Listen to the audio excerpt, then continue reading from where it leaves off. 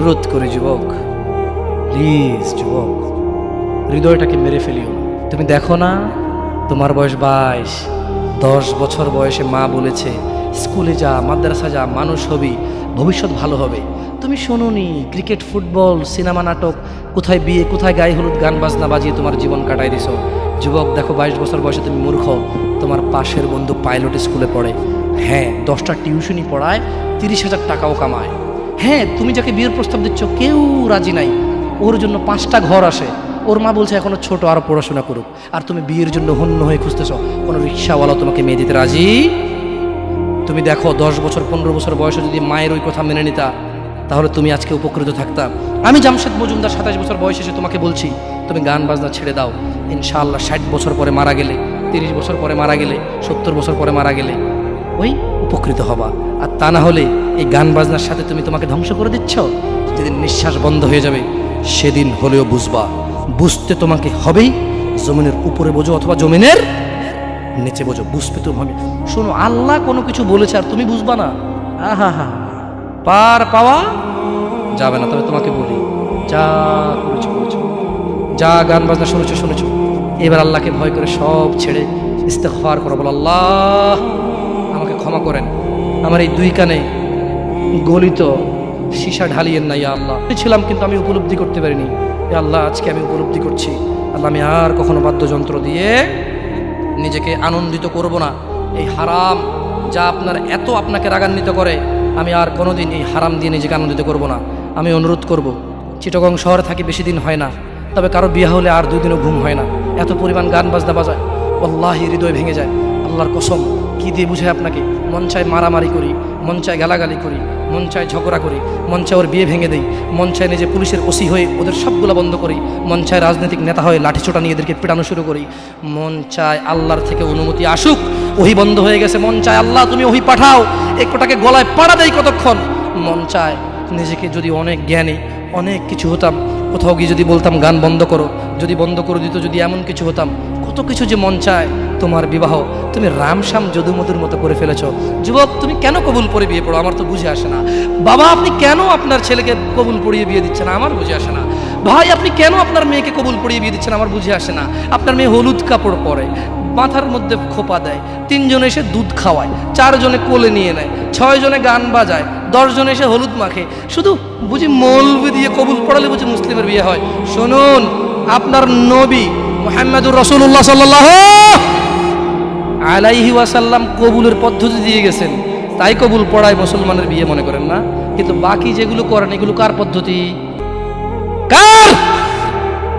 মিথ্যা কথা বলবেন না। হুজুর ডেকে খুতবা পড়ে কবুল পড়ে বিয়ে কার পদ্ধতি? আল্লাহর নবীর। এই গান কার পদ্ধতি? কেন করতেছেন? ওটা তো আপনার বিয়ের অংশ, বিয়ে না হলে তো বাজাতেন না। বিয়েকে কেন্দ্র করে যেমন কবুল বলছেন, বিয়েকে কেন্দ্র করেই তো গানটা বাজাচ্ছেন। কয়জন নবীর উম্মত আপনি? আপনার নবীর নাম কি? আই এম আস্কিং ইউ, আপনার নবীর নাম কি? আমার নবীর নাম মুহাম্মদ রাসূলুল্লাহ সাল্লাল্লাহু আলাইহি ওয়াসাল্লাম। Who is the messenger of Allah for you? আপনার জন্য আল্লাহর নবী কে? কোন নবীর সুন্নত পালন করলেন গান বাজিয়ে? আপনার জন্য আমার বিল্ডিংটা ভেঙে পড়বে, বলে রাখি ছাড়বো না। আল্লাহ তুমি আমার ভাইদেরকে হিদায়াত দাও ইয়া আল্লাহ, ছাড়বো না। এই যে ভূমিকম্প হলো আপনার গান বাজনা বাজানোর কারণে। মুহাম্মদ সাল্লাল্লাহু আলাইহি ওয়াসাল্লাম কি মিথ্যা কথা বলে? কারা কারা হাত তোলেন তো যে মুহাম্মদ সাল্লাল্লাহু আলাইহি ওয়াসাল্লাম জানে না, মুহাম্মদ সাল্লাল্লাহু আলাইহি ওয়াসাল্লাম জানে না, এরকম কারা কারা স্বীকার করে? আল্লাহ নবী বলেছে, যখন বাদ্যযন্ত্র বেড়ে যাবে, গায়িকারা সম্মুখে এসে নাচবে, তুমি অপেক্ষা করো, পাহাড়গুলো কেঁপে উঠবে, পৃথিবীটা নড়ে উঠবে। জালজালা ইযা জুলজিলাতিল আরদু জিলজালাহা, যখন পৃথিবী প্রবল কম্পনে প্রকম্পিত হবে। ওয়া খরাজাতিল আরদু আসকালাহা, যখন এই মাটি তার ভিতরে যা আছে একদম লাথি মেরে বের করে দেবে, লাশ হোক আর যাই হোক, মাটি বলবে যে বের হও, বের হও আমার থেকে, বের হও, আমি তোর আর কাউকে রাখবো না। ওয়া ক্বালাল ইনসান, মানুষ বলবে মা লাহা মা লাহা, পৃথিবীটা কি হলো, এই মাটির কি হলো? কেন সে কবরগুলো লাশগুলো বের করে দিচ্ছে? কেন সে স্বর্ণ মতি হীরা মানিক্য বের করে দিচ্ছে? মা লাহা, এর কি হলো? কেন পাহাড় নড়ে উঠছে? কেন পাহাড় ভেঙে চূর্ণ বিচূর্ণ হয়ে যাচ্ছে? মানুষ বলবে মা লাহা, পৃথিবীর কি হলো? বিআন্না রাব্বাকা আওহা লাহা, পৃথিবী এটা করবে বিআন্না রাব্বাক, কারণ তোমার প্রতিপালক আওহা লাহা পৃথিবীকে আদেশ করেছে। আপনি গান শোনেন, আমি শুনি না, আপনি গান বাজান, আমি বাজাই না। যখন চিটাগং নড়ে উঠলো ভূমিকম্পে, আপনার বাড়ির সাথে আমার বাড়িটাও উঠছে। বন্ধ করেন এই জুলুম আমাদের উপর। আল্লাহর দিকে তাকিয়ে বন্ধ করেন, আল্লাহর দিকে তাকিয়ে বন্ধ করেন। আপনার বাড়িটা যদি ভেঙে ফেলেন, তো ইচ্ছা বুলডোজার এনে ভেঙে ফেলেন, কেউ ধরবে? কেউ জিজ্ঞেস করবে আপনাকে? আপনি গান বাজনা শুনে এভাবে পৃথিবীতে বিপর্যয় নিয়ে আসতেছেন। ইত্তাকিল্লাহ হাক্কা তুকাতিহ, আল্লাহকে ভয় করেন যেভাবে ভয় করা উচিত। ইয়া শাবাব, আহলুল মুনাফিক, নামধারী কিছু মুসলমান, এদের ফাঁদে পা দিও না। তারা চায় তোমরা নেশায় মত্ত হয়ে তোমরা তোমাদের জীবনটাকে জাহান্নামে উজাড় করে দাও। তারা চায় তোমরা শয়তানের ফাঁদে পা দিয়ে তোমরা আল্লাহ দ্রোহিতা এবং রাসূল দ্রোহিতায় মেতে ওঠো। অথচ আল্লাহ চায় তোমরা সফলতার দিকে আসো, আল্লাহ চায় তোমরা আল্লাহর ক্ষমার দিকে আসো, তোমরা সফল হও, আল্লাহ চায়। আল্লাহ সুবহানাহু ওয়া তাআলা বলেন, ইয়া আইয়ুহাল্লাযীনা আমানু ইন্নামাল খামরু ওয়াল মাইসির ওয়াল আনসাব ওয়াল আজলাম রিজসুম মিন আমালিশ শাইতান ফাজতানিবুহ লাআল্লাকুম তুফলিহুন। হে তোমরা যারা ঈমান এনেছো, মদ, জুয়া, মূর্তি পূজার বেধি ও ভাগ্য নির্ণয় গণকের কাছে যাওয়া শিরক, গণকের কাছে যাওয়া শিরক। ভাগ্য নির্ণয় করার শর্ত কেবল ঘৃণার বস্তু, শয়তানের কাজ, কাজেই তোমরা সেগুলো বর্জন করো। ফাজতানিবু, কাজেই তোমরা সেগুলো বর্জন করো। ইয়া শাবাব, হে মানুষ, তোমরা মদ, জুয়া, গান বাজনা, ভাগ্য নির্ণয় করে এরকম জিনিস থেকে বেঁচে থাকো। আল্লাহ বলছেন যে রিজসুম মিন আমালিশ শায়তান, এগুলো শয়তানের কাজ, এগুলো ইবলিসের কাজ। ফাজতানিবু, আল্লাহ বলছে হে আমার বান্দারা, ফাজতানিবু, এগুলো থেকে বেঁচে থাকো। কেন? লাআল্লাকুম তুফলিহুন, যাতে তোমরা জিতে যাও, যাতে তোমরা সফল হও, যাতে তোমরা জান্নাতি হও, যাতে তোমরা ভয়াবহ আগুন থেকে বেঁচে যাও। জাহান্নামের আগুন কি? নাযাআতাল লিশশাওয়া, চামড়া খসে দেবে, এটা হচ্ছে জাহান্নামের আগুন। জাহান্নামের আগুন থেকে বাঁচার দরকার আছে না নাই?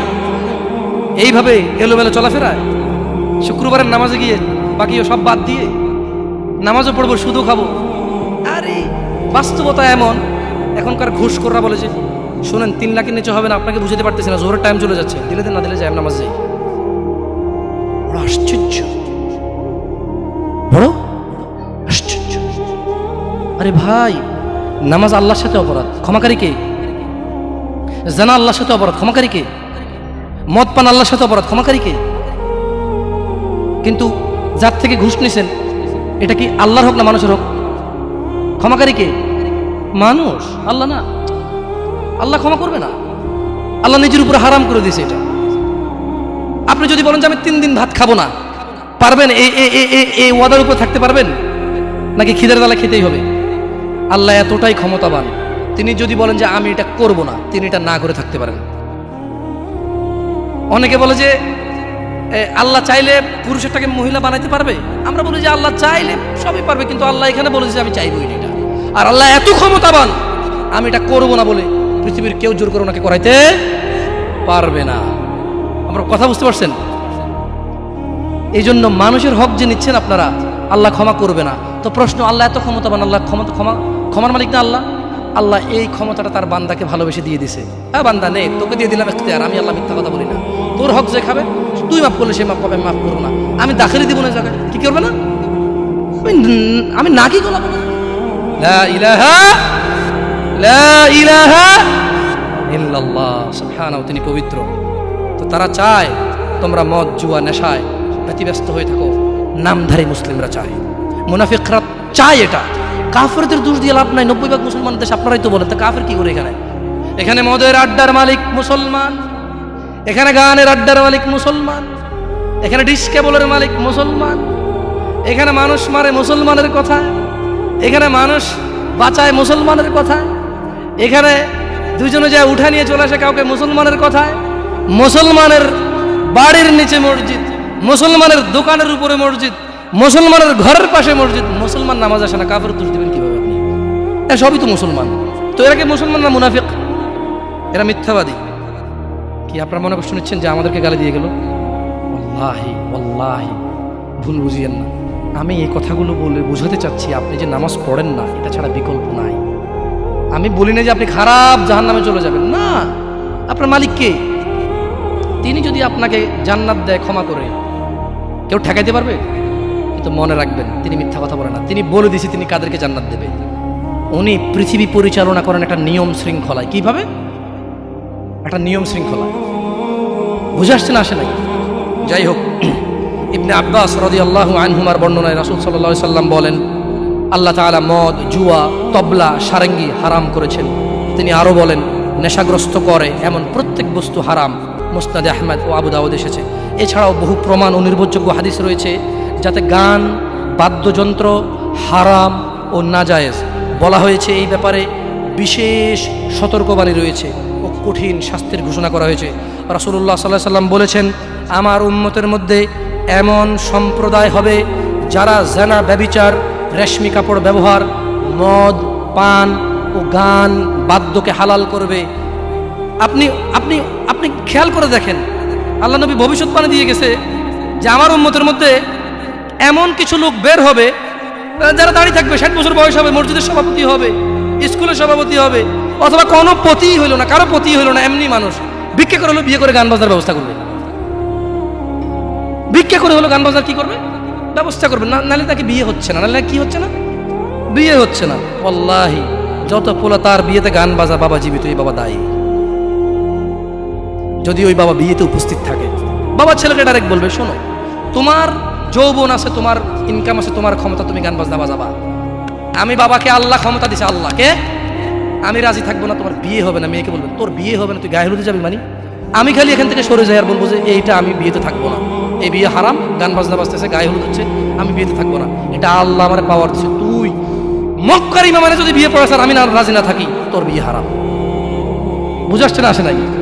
পোলাই যদি মাইয়ে যদি নিজের পাওয়ার ইস্তেমাল করে, আপনিও নিজের পাওয়ার ইস্তেমাল করেন। বলেন যে কি পাওয়ার দেখাস রে আমার সাথে, আমি তোর বাপ, কি পাওয়ার দেখাস তুই? তুই আমাকে জাহান্নামে নিয়ে যাবি? নো, ফেরাউন পারেনি, নমরুদ পারেনি, আবু জাহেল পারেনি, আবু লাহাব পারেনি। তুই আমার জন্মের ছেলে, তুই এমন কাজ করবি আমাকে জাহান্নামে নিয়ে যাবি? না, আমি তোর সাথে একমত না, এই কাজে আমি নাই, এই কাজে আমি। বলতে পারবেন? বলতে পারবেন?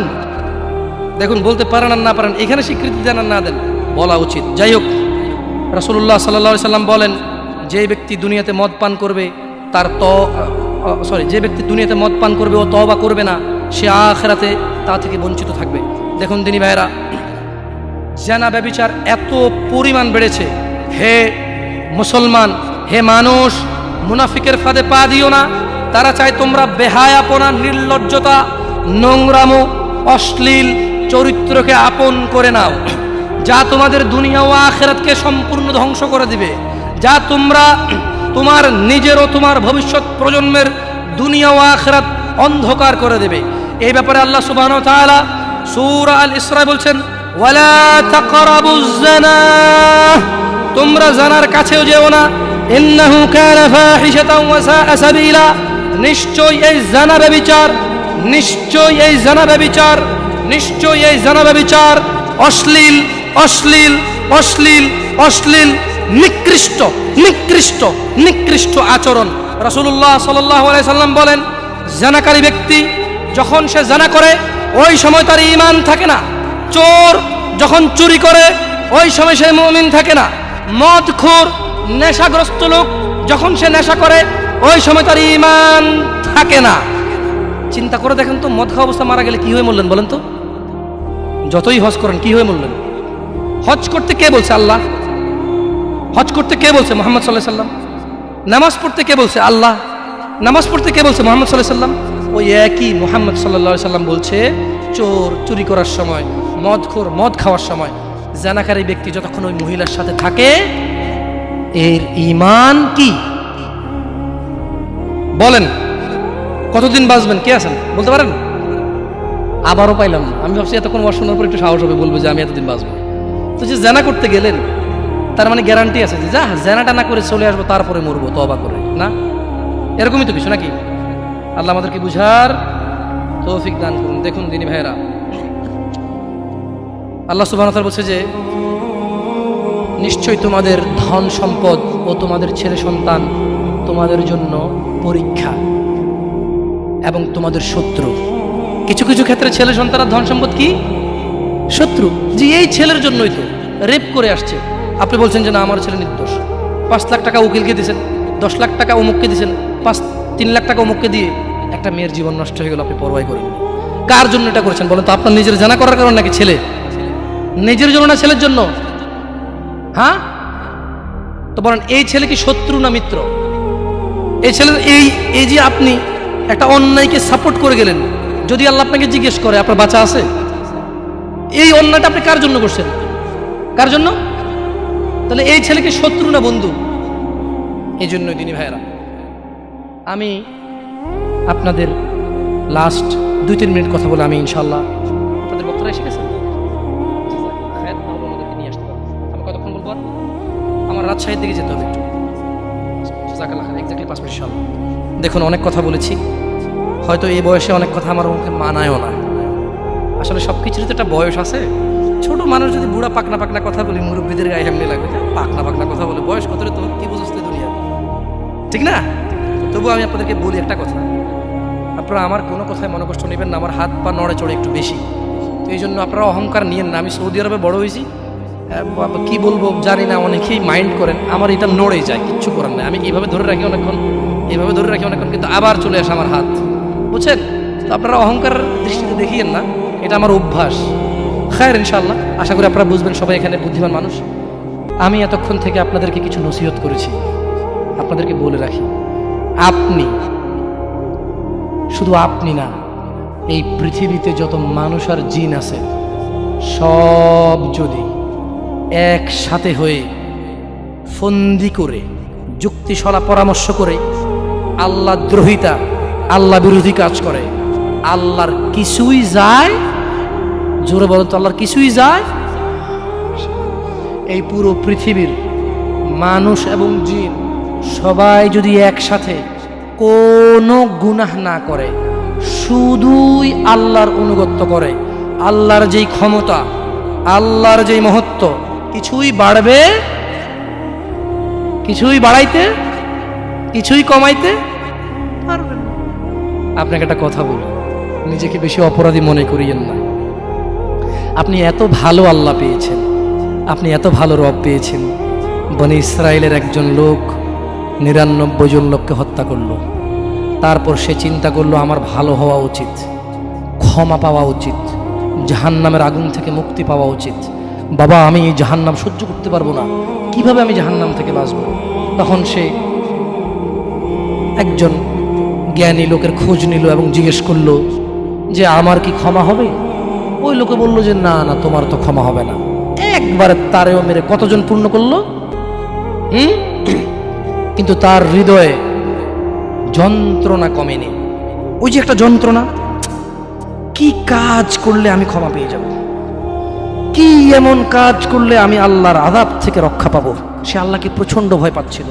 অ্যাট দ্য সেম টাইম সে সিদ্ধান্ত নিয়েছিল যে সে আর হত্যাই করবে না, সে ভালো হয়ে যাবে, অন্যায় করবে না, সে অন্যায় করবে না। কিন্তু তার ভালো হওয়ার জন্য একটা গ্যারান্টি লাগবে যে কে আছে এমন যে আমাকে বলবে কি করলে আমাকে আল্লাহ ক্ষমা করে দেবে। ওই লোকটা যখন মারা যায়, আল্লাহ তাকে জান্নাত দিয়েছে। কেন? সে ভালো হওয়ার ইচ্ছা পোষণ করেছে। আপনিও ভালো হওয়ার ইচ্ছা পোষণ করেন, করবেন তো ইনশাআল্লাহ। আর ভালো কখন হতে হবে? কালকে? কালকে? কখন থেকে ভালো হতে হবে? না, বিয়ের পরে। ভালো কখন থেকে হতে হবে?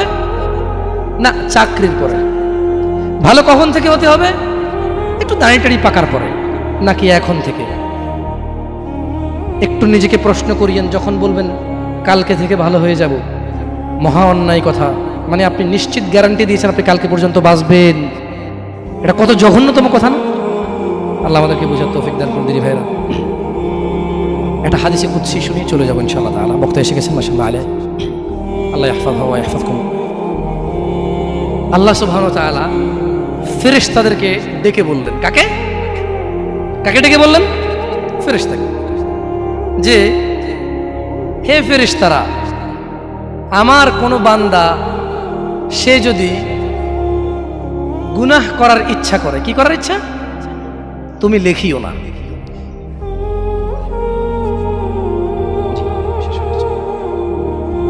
তাহলে ফেরেশতাদেরকে আল্লাহ কি বললেন, আমার কোনো বান্দা গুনাহ করার ইচ্ছা করলে তোমরা তা লিখিও না যতক্ষণ পর্যন্ত সে না করে। যখন সে এই অপরাধ করে ফেলে তোমরা লেখিও, বাড়তি লেখিও না, যতটুকু করেছে অতটুকুই লিখবা।